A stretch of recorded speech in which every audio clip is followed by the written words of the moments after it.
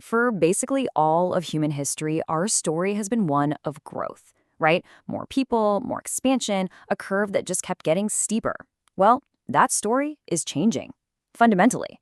In this explainer, we're going to dive into the data and see this incredible shift in our planet's demographic destiny, a story that, for the first time, has a peak, a decline, and a complete reordering of the world as we know it. Okay, let's just jump right in with a pretty wild prediction. Back in 1960, a group of scientists published this paper in Science magazine, and they'd built a mathematical model of world population growth. And it came up with this very specific and, let's be honest, kind of terrifying date.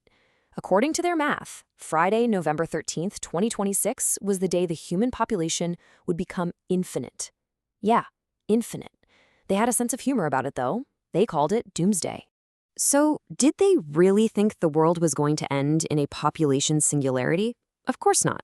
What their model was really telling them was that the pattern we've been on for centuries, this super exponential growth, was about to break. It had to. The math was screaming that the curve just couldn't continue like that. But what would happen instead? What happened was a plot twist that their model actually predicted without even knowing the cause. That era of explosive, always accelerating growth, it was coming to an end. Humanity, as a whole, for the first time, started to hit the brakes. This is the story of that great slowdown. And there's actually a name for this whole phenomenon. It's called the demographic transition. And honestly, it's one of the most powerful ideas you need to understand our modern world. It just describes this really predictable shift that happens as countries get wealthier. Both births and deaths, which used to be super high, start to fall. So here's the crucial part, the key to the whole thing. Death rates almost always fall first. You get better healthcare, sanitation, more food, and people, especially kids, live longer. But birth rates, those are tied up in culture and tradition, and they take a lot longer to adjust. So that gap you see there, between falling deaths and falling births, that's the window. That's where populations absolutely explode. But eventually, fertility does fall, and the boom starts to level off. And wow, this chart just shows you the result on a global scale. For the very first time, that line is bending. It's curving over.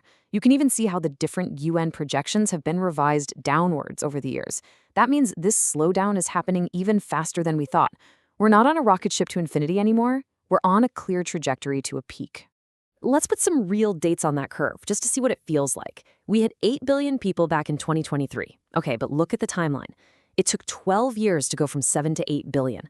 The projection to get to 9 billion, that's going to take 15 years. See that? The gaps are getting longer, the engine is slowing down. The peak is now expected around 2084. And after that, for the first time in modern history, the line on the graph finally tips downwards. Now, this great slowdown isn't happening everywhere at the same speed, and that uneven timing is causing one of the biggest geopolitical shifts of our lifetimes. I'm talking about the moment India officially became the most populous country on Earth, overtaking China. Okay, what's really fascinating here isn't just who's number one. Look all the way over to the right at that yearly change column. India is still growing at almost 1% a year. But China, look at that. It's a negative number. It's shrinking. China's population is actually declining. This isn't some future prediction. It is happening right now. And it signals this profound divergence between these two giants. So China's story is becoming one of an aging, shrinking workforce, a direct consequence of its demographic transition happening at an absolutely breakneck speed. But just as Asia's demographic engine starts to cool down, a new one is revving up.